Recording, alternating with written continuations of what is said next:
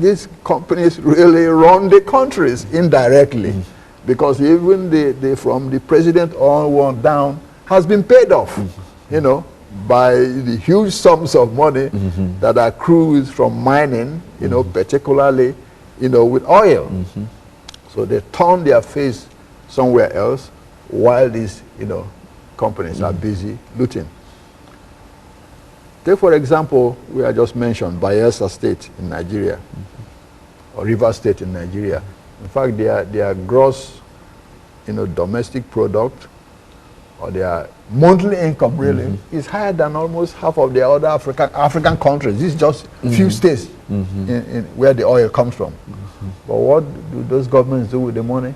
Nothing but put it in their pockets and real, so nothing for the people. Exactly, put it in their pocket and then disappear.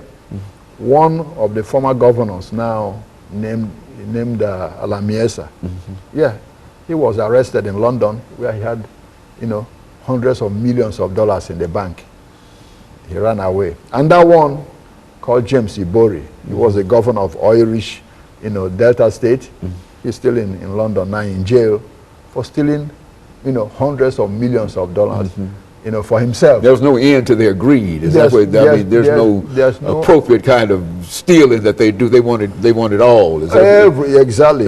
Yeah, nothing. It's just not take a dollar and leave the rest for the people. No, it's clean everything and let everybody else be poor, and you are the only king in there.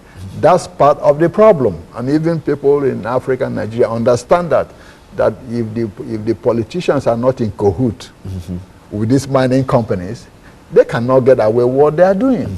You see, so whenever they come in and they're in cahoot with the government, then they are empowered to keep, you know, polluting and not being accountable.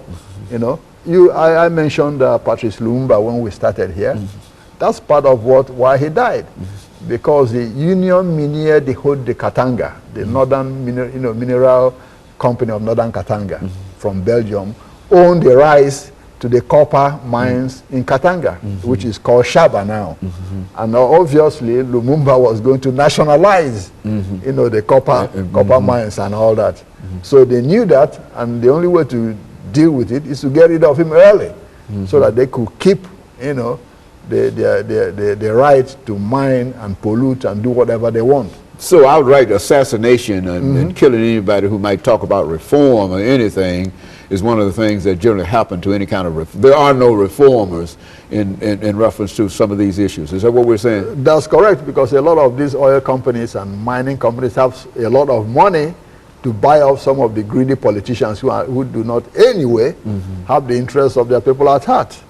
You know, some things that they could not do in this country or any other part of the world, where you have to account to the people for whatever you do. Well, Dr. Madu, last minute we have here.